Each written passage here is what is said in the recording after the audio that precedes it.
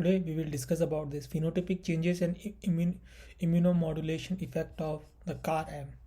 In the previous video we have understood that the CAR-M can target preferentially to the macrophages inside the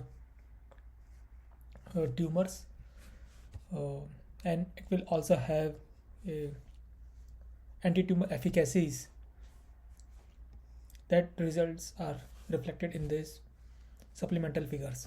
So here we will discuss whether this CAR-M, or more specifically we can say that this CAR-PS-sLNP, or that is CAR-macrophages along with the STING agonist, can cause phenotypic changes or immune modulations in this tumor microenvironment or in the macrophages or not.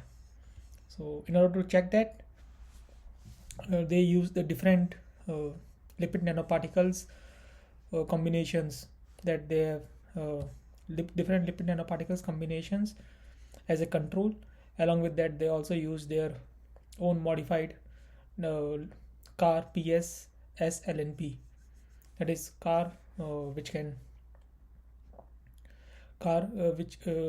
with this PS. At the same time, it also has this STING agonist. And when they coculture them together, and thereafter they check the macrophages in the flow cytometer, and what they are able to see that the markers for the M1 type macrophages are increased, and the macrophages that they use for the coculture is M2-polarzed bone derived macrophages, that is the macrophages which has the pro-tumorigenic properties or immunosuppression properties.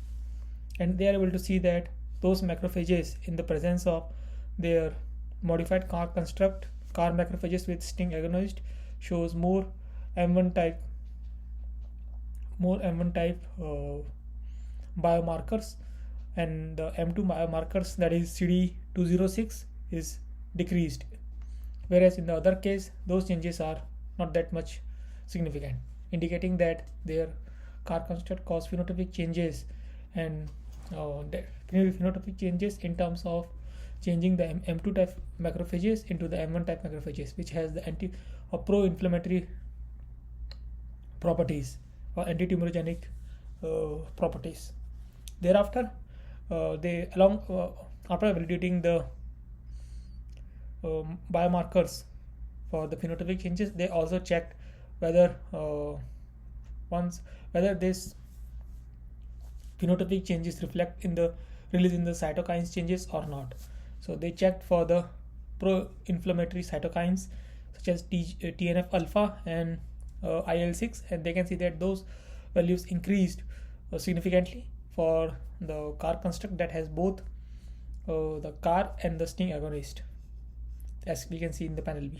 Thereafter, once validating that the CAR construct is able to do phenotypic changes and the immune modulations, they wanted to test this hypothesis in a more realistic model.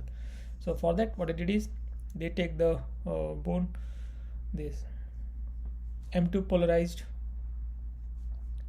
bone derived macrophages and co-culture them with different lipid nanoparticles in the upper insert of this transwell. So this transwell does not allow transfer of macrophages, but it can only allow transfer of soluble cytokines.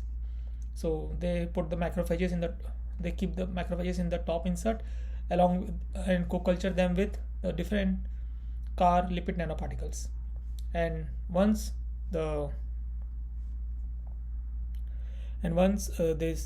macrophages are conditioned with the different lipid nanoparticles separately, then what I did is they move this insert into the new transwell, and in that case the bottom insert of this transwell contains this immature bone derived dendritic cells and the M2-polarized bone derived macrophages. And after 48 hours of incubations, what they are able to see is that this immature dendritic cells is converted into the mature dendritic cells. At the same time, this M2 macrophages, M2 polarized bone derived macrophages is changed into the or reprogrammed into the M1 macrophages because of the cytokines that are released by this reinforced CAR-M or reinforced CAR-macrophages. So these things they have checked it using the flow cytometry, where they are able to see the biomarkers for the dendritic cells goes up significantly for the case or for the conditions where they use the CAR construct with STING agonist, and when they use only the CAR construct only the CAR construct with CAR construct with STING agonist but no mRNA. In that case, they are able to see some increase, but that increase is not significant. And similarly, when they used only the lipid nanoparticles with STING agonist, no CAR mRNA, at that time they see a increase, but that is not statistically, that is not significant enough. And when they used without agonist only the CAR construct without the STING agonist, then also they do not see any increase. These things they have seen for the mature dendritic cells and even for this M1 type macrophages markers that can be seen here, that the increase is statistically significant in the case where there is both CAR construct and the STING agonist. So this in all together indicates that the CAR-macrophages can cause phenotypic changes and immune modulations in the tumor microenvironment, as it shows the similar changes in a more sophisticated model and also in the simpler models.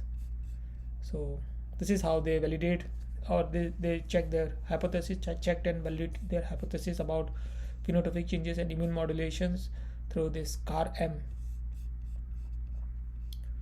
in the in vitro conditions. So if you need to understand more about these experiments in detail, you can go through the reference that has been provided in the description. So that's all for this video. Thank you for your time.